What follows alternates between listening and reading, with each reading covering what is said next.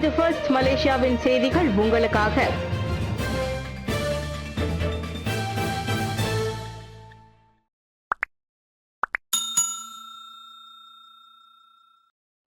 பத்துமலை திருத்தலத்தில் மின் படிக்கட்டு மற்றும் பல்நோக்கு மண்டபத்தை கட்ட நாங்கள் தயார். அனுமதி தான் கிடைக்கவில்லை. நடராஜா. எப்போது பத்துமலை முருகன் திருத்தலத்தில் மின் படிக்கட்டும் மற்றும் பல்நோக்கு மண்டபம் வரும் என எங்களை கேட்டபதை நிறுத்திவிட்டு அதற்கான அனுமதியை ஸ்லாங்கூர் அரசாங்கம் எப்போது வழங்கும் என கேள்வி கேளுங்கள். காரணம், மக்களுக்காக அதன் பயனுள்ள வசதிகளை கட்டித்தர நாங்கள் தயாராகத்தான் இருக்கிறோம். ஆனால் அனுமதி தான் இன்னும் கிடைத்த பாடில்லை என கடுமையாக சாடினார் தேவஸ்தான தலைவர் தான் ஸ்ரீ நடராஜா. இது குறித்து ஸ்லாங்கூர் மந்திரி பசாரிடம் பல முறை பேசிவிட்டோம். நகராட்சி மன்றத்திடம் விளக்கம் அளித்து விட்டோம். ஆனால் அனுமதி கடிதம் இன்னும் கொடுக்கப்படவில்லை என அவர் தெரிவித்தார். தைப்பூசத்திற்கு 15 லட்சம் பக்தர்கள் மற்றும் சுற்றுப்பயணிகள் கூடும் பத்துமலையில் அவர்களின் கழிப்பிடம் மற்றும் மேல்குகைக்கு செல்லும் வசதிகளை ஏற்படுத்தி தர வேண்டிய கடப்பாட்டை மக்கள் எங்களிடம் எதிர்பார்க்கின்றனர். இல்லாத பட்சத்தில் எங்களிடம் குமுறுகின்றனர். ஆனால் நாங்கள் செய்து கொடுக்க தயார் என்றாலும் அமைதி கிடைக்காவிட்டால் என்ன செய்வது என மிகுந்த அதிருப்தியையும் வருத்தத்தையும் வெளிப்படுத்தினார் நடராஜா. யூபிஎம் பெயரை மாற்றுவதா ஒப்புதல் கிடையாது என ஸ்லாங்கூர் சுல்தான் திட்டவட்டம். யூபிஎம் எனப்படும் மலேசிய புத்ரா பல்கலைக்கழகத்தின் பெயரை பழையபடி மலேசிய விவசாய பல்கலைக்கழகம் என மாற்றும் பரிந்துரைக்கு தமது ஒப்புதல் கிடையாது என ஸ்லாங்கூர் சுல்தான் ஷரஃபுடின் இட்ரிஸ் ஷா அறிவித்துள்ளார். யூபிஎம்மின் துணை வேந்தரான தம்மிடமோ பல்கலைக்கழக நிர்வாக வாரியத்திடமோ தான் அது குறித்து முதலில் விவாதிக்கப்பட்டிருப்பதாக வேண்டும் என அவர் கூறினார். புத்ரா என்பது உண்மையில் பெர்னாண்டியான் உன்கியாத் ராக்கியாட் என்பதன் சுருக்கமே ஆகும். எனவே புத்ரா என்ற முத்திரை நிலைநிறுத்தப்பட வேண்டும் என செட்டாங்கில் நடைபெற்ற யூபிஎம்மின் 48வது பட்டமளிப்பு விழாவில் உரையாற்றிய போது சுல்தான் ஷரஃபுடின் கூறினார். தவிர நாட்டின் முதல் பிரதமர் துங்கு அப்துல் ரஹ்மான் புத்ரா ராஜ் அவர்களின் நினைவாக புத்ரா என்ற பெயர் தேர்ந்தெடுக்கப்பட்டதை அவர் நினைவூட்டினார். வரலாற்று சுவடுகள் தெரியாதவர்கள் வாய்க்கு வந்தபடி பேசக்கூடாது என்றும் பேசும் முன் உண்மை நிலவரங்களை தெரிந்து கொண்டு பேச வேண்டும் என ஸ்லாங்கூர் சுல்தான் நினைவுறுத்தினார். ஃபேஞ்சல் புயல் எதிரொலியால் சென்னை விமான நிலையம் தற்காலிக மூடல். ஃபேஞ்சல் புயல் மற்றும் கனமழை காரணமாக சென்னை விமான நிலையம் தற்காலிகமாக மூடப்பட்டுள்ளது. சென்னையில் பலத்த காற்றுடன் கனமழை பெய்து வருவதால் இந்திய நேரப்படி இன்று மாலை 5 மணி வரை எந்த விமானமும் இயக்கப்படாது என அறிவிக்கப்பட்டுள்ளது. மோசமான வானிலையால் விமானங்களை இயக்குவது சிக்கலில் முடியலாம் என்ற பாதுகாப்பு காரணங்களுக்காக அம்முடிவு எடுக்கப்பட்டுள்ளது. புயலின் எதிரொலியாக சென்னைக்கு வரும் விமானங்களும் சென்னையில் இருந்து புறப்படும் விமானங்களும் ரத்து செய்யப்படுவதாக விமான நிலையம் அறிவித்து வந்த நிலையில் தற்போது விமான நிலையமே மூடப்பட்டுள்ளது. வங்கக்கடலில் உருவான காற்றழுத்த தாழ்வு மண்டலம் இந்திய நேரப்படி இன்று பிற்பகல் 2:30 மணி அளவில் புயலாக மாறி சென்னை அருகே கரையை கடக்கும் என அறிவிக்கப்பட்டுள்ளது. இதனால் சென்னை உள்ளிட்ட 10 மாவட்டங்களில் மழை கொட்டி தீர்க்கும் என்றும், எனவே பொதுமக்கள் தேவையின்றி வெளியே வர வேண்டாம் என்றும் அறிவுறுத்தப்பட்டுள்ளது. குறிப்பாக சென்னையில் நள்ளிரவு முதலே கனமழை பெய்து வருகிறது.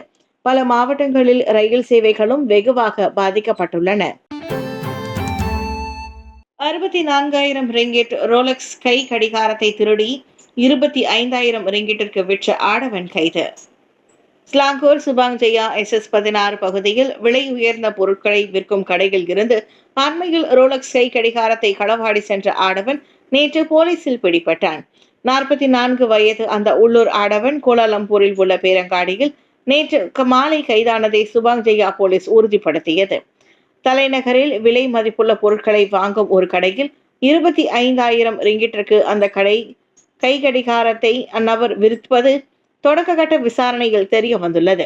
சந்தேக நபரின் உதவியுடன் அக்கடைக்கு சென்று அந்த கை கடிகாரத்தை போலீஸ் பறிமுதல் செய்தது. மேல் விசாரணைக்கு அவ்வாடவனை தடுத்து வைக்க ஏதுவாக இன்று நீதிமன்ற ஆணை பெறப்படவிருக்கிறது. நவம்பர் 23ஆம் தேதி காலை கடை திறப்பிற்கு முன்பே வெளியில் காத்திருந்த அந்நபர் பின்னர் வாடிக்கையாளர் போல கடைக்குள் நுழைந்து 64,000 ரிங்கிட் மதிப்புள்ள ரோலக்ஸ் கை கடிகாரத்துடன் கம்பி நீட்டினார். ஊடகங்களின் பங்களிப்பை அங்கீகரித்த KPKT அமைச்சின் ஊடக விருதளிப்பு விழா. அரசாங்கத்தின் கொள்கைகளையும் தகவல்களையும் மக்களிடத்தில் கொண்டு சேர்ப்பதில் ஊடகங்கள் முக்கிய பங்காற்றுகின்றன.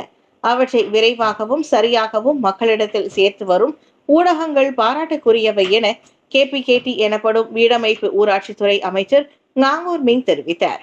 KPKTயின் திட்டங்களுக்கு ஊடகங்கள் அளித்து வரும் ஆதரவுக்கும் தாம் நன்றி பாராட்டுவதாக 2024 ஆண்டுக்கான KPKT ஊடக விருதளிப்பு விழாவில் பேசிய போது அமைச்சர் சொன்னார். ஊடகங்களின் பங்களிப்பை அங்கீகரிக்கும் வகையில் கோலாலம்பூர் JW மாரியட் ஹோட்டலில் அவ்விழா நடைபெற்றது.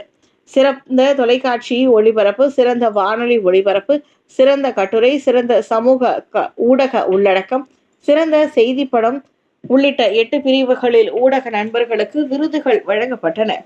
முதன்மை விருதான YBKM சிறப்பு விருது தேசிய செய்தி நிறுவனமான பெர்னாமா, RTM, சின்சியூ சீன நாளிதழ் ஆகியவற்றிற்கு வழங்கப்பட்டது. அதன் வெற்றியாளர்களுக்கு 20,000 ரிங்கிட் ரொக்கம், கேடயம், சான்றிதழ் வழங்கப்பட்டன. பாசார்சேரி MRT நிலையத்தில் கட்டுக்கடங்காத கூட்டம், SOPகளை மேம்படுத்திய பிரசரணா. ரயில் நிலையங்களில் பயணிகளை நிர்வகிக்கும் SOP நடைமுறைகளை தேசிய வசதி கட்டமைப்பு நிறுவனமான பிரசரணா மலேசியா சென்றிகான் பிரிகத் மேம்படுத்தியுள்ளது. குறிப்பாக உச்ச நேரங்களில் பொதுக்கூட்டம் அலைமோதி பயணிகள் திணறுவதை தவிர்க்க உரிய நடவடிக்கைகள் எடுக்கப்பட்டுள்ளன.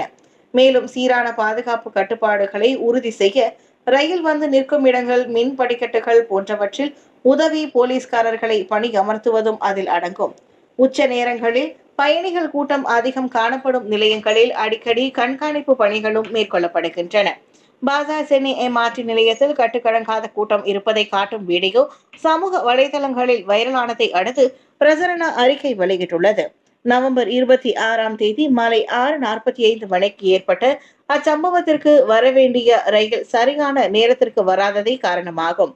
ரயில் வருவதில் தாமதம் ஏற்பட்டதால் பயணிகள் நகர முடியாத அளவுக்கு கூட்டம் நிறைந்து விட்டதாக பிரசரணா விளக்கியது. 27.5 மில்லியன் ரிங்கிட்டுக்கு ஏலத்தில் எடுத்த வாழைப்பழத்தை சாப்பிட்டார் கிரிப்டோ தொழிலதிபர் ஜஸ்டின் சன். டக்ட் டேப் பிளாஸ்டரால் சுவற்றில் ஒட்டப்பட்ட ஒற்றை வாழைப்பழத்தை 27.5 மில்லியன் ரிங்கிட்டுக்கு ஏலத்தில் எடுத்து வியப்பில் ஆழ்த்திய சீனாவை சேர்ந்த கிரிப்டோ நாணய தொழிலதிபரான ஜஸ்டின் சன் வாக்குறுதி அளித்தபடி அதனை சாப்பிட்டுள்ளார்.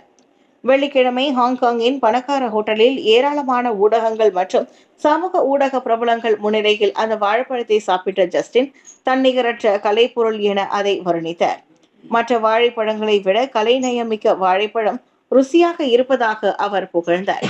நிகழ்ச்சிக்கு வந்திருந்தவர்கள் ஒரு டக்ட் டேப் பிளாஸ்டர் பந்தும் ஒரு வாழைப்பழமும் நினைவு பரிசாக வழங்கப்பட்டன. இத்தாலிய கைவினை கலைஞரான மொரிஷியா கேட்டலனின் கடந்த வாரம் அமெரிக்க நியூயார்க்கில் நடத்திய காமெடியன் என்ற கருத்தியல் பயன்பாட்டில் அந்த வாழைப்பழம் ஏலத்தில் விடப்பட்டது. 7 பேர் ஏலத்தில் பங்கேற்ற நிலையில் 34 வயது ஜஸ்டின் 27.5 மில்லியன் ரிங்கிட் கொடுத்து அந்த வாழைப்பழத்தை ஏலத்தில் எடுத்தார். உலுபெர்னாமில் வரிப்புலி நடமாட்டம் பிடிக்க பொறி வைத்த ஸ்லாங்கூர் பேர்களித்தான். வரிப்புலியின் கால் தடம் கண்டறியப்பட்டதை அடுத்து ஸ்லாங்கூர் உலுபெர்னாமில் உள்ள தோட்டம் ஒன்றில் அதனை பிடிப்பதற்கு பொறி கூண்டு வைக்கப்பட்டுள்ளது. அது தவிர்த்து அங்கு அடிக்கடி CCTV மேற்கொள்ளப்படுகிறது. தோட்ட பகுதியில் புலி நடமாட்டத்தை கண்காணிக்க CCTV ரகசிய கண்காணிப்பு கேமராக்களும் பொருத்தப்பட்டிருப்பதாக பெர்கிலிதான் எனப்படும் தேசிய வனவிலங்கு பூங்காத்துறை மற்றும் பாதுகாப்பு துறையின் ஸ்லாங்கூர் கிளை கூறியது. நவம்பர் 25ஆம் தேதி காலை 9 மணிக்கு தோட்டத்தில் தேங்காய் சேகரித்துக் கொண்டிருந்த தோட்டக்காரர் புலியின் கால் தடத்தை கண்டார். புகிட் கார்டன் பாதிக்கப்பட்ட காட்டு பகுதிக்கு அருகே உள்ள தோட்டத்தில் பன்றிகள் இடத்திற்கு கால் தடம் ஏராளமாக இருக்கின்றன. அதுவே கூட புலியின் நடமாட்டத்திற்கு காரணமாக இருக்கலாம் என பெர்கிலிதான் கூறியது. இந்நிலையில் காட்டு விலங்குகளை நேரில் கண்டால் கவனமாக இருப்பதோடு சொந்த நடவடிக்கையில் இறங்க வேண்டாம் என கேட்டுக்கொண்டது. உலகில் ஒவ்வொரு 10 நிமிடங்களுக்கு ஒரு பெண் கொல்லப்படுகிறார். ஐநா அதிர்ச்சி தகவல். பெண்களுக்கு எதிரான அச்சுறுத்தல்களும் வன்முறைகளும் தொடர்கதையாகி வரும் நிலையில் உலகில் ஒவ்வொரு 10 நிமிடங்களுக்கு ஒரு பெண் கொல்லப்படுவதாக அதிர்ச்சி தகவல் வெளியாகியுள்ளது. பெண்களுக்கு எதிரான இந்த வன்முறை ஒரு தொற்று நோய் என வர்ணித்த ஐநா பொதுச் செயலாளர் அந்தோனியோ குட்டரஸ் இது மனித குலத்திற்கே ஒரு வெட்கக்கேடு என கடுமையாக சாடினார்.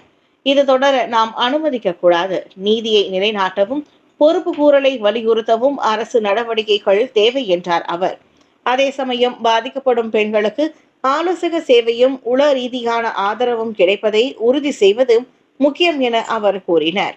நவம்பர் 25ஆம் தேதி அனுசரிக்கப்பட்ட பெண்களுக்கு எதிரான அனைத்துலக வன்முறை ஒழிப்பு தினத்தை ஒட்டி அவர் அவ்வாறு பேசினார். பெண் கொலைகள் எல்லைகள், சமூக பொருளாதார அந்தஸ்து, கலாச்சாரங்களை தாண்டியவை. 2023 மட்டுமே 21,700 பெண்கள் கொல்லப்பட்டனர். அவர்களில் பெரும்பாலானோர் சொந்த குடும்ப உறுப்பினர்களாலேயே அல்லது நெருங்கிய தொடர்பில் இருந்தவர்களாலே கொல்லப்பட்டனர்.